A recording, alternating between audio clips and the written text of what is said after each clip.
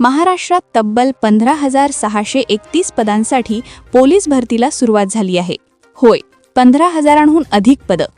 इतकी मोठी भरती नेमकी कोणत्या विभागात, परीक्षा कशी असेल, मैदानी चाचणी किती कठीण आणि सर्वात महत्त्वाचं, या भरतीमुळे तुमच्या करिअरला कसा मिळणार आहे नवा टर्निंग पॉइंट. महाराष्ट्रात कायदा व सुव्यवस्था राखण्यासाठी पोलीस दलावर मोठी जबाबदारी आहे. वाढती लोकसंख्या, वाढती शहरे, सायबर गुन्हे, संघटित गुन्हेगारी या सगळ्यामुळे पोलीस दलाची ताकद वाढवणे आवश्यक होते. राज्य सरकारकडून यापूर्वीच जाहीर करण्यात आले होते की मोठ्या प्रमाणावर रिक्त पदं भरण्यात येणार आहेत. त्यानुसार आता 15,631 पदांसाठी भरती प्रक्रिया सुरू झाली आहे.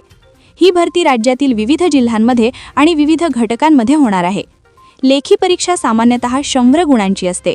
प्रश्नांचं स्वरूप सामान्य ज्ञान, बुद्धिमत्ता चाचणी, गणित, मराठी व्याकरण. परीक्षा OMR पद्धतीने घेतली जाते. स्पर्धा किती असेल? 15,000 जागांसाठी अर्ज किती येतील? लाखांमध्ये. गेल्या काही वर्षात पोलीस भरतीसाठी प्रचंड प्रतिसाद मिळाला आहे. ही भरती तरुणांसाठी मोठी संधी आहे, कारण सरकारी नोकरी, स्थिर करिअर, सामाजिक प्रतिष्ठा, वेतन आणि भत्ते. निवड झाल्यानंतर उमेदवारांना प्रशिक्षण केंद्रात पाठवले जाते. शिस्त, शारीरिक क्षमता, कायद्याचे ज्ञान, सर्वांगीण प्रशिक्षण दिले जाते. पोलीस होणे म्हणजे फक्त नोकरी नाही, ती जबाबदारी आहे. बीड पोलीस दलात 174 जागांसाठी 8,134 उमेदवारांनी अर्ज केले आहेत.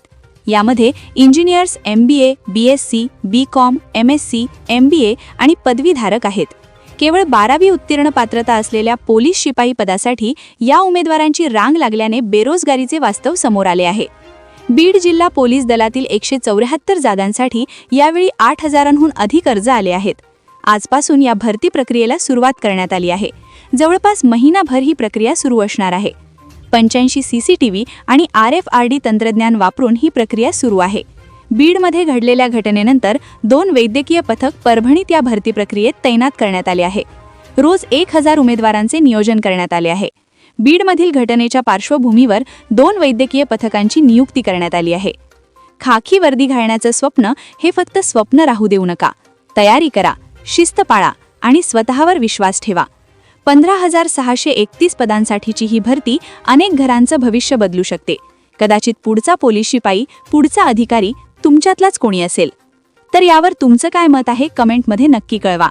तर अशाच प्रकारच्या ताजा आणि महत्त्वाच्या बातम्या जाणत रहा आणि आपल्या TV24 समाचार या YouTube चॅनलला लाईक आणि सबस्क्राईब नक्की करा. तोपर्यंत नमस्कार.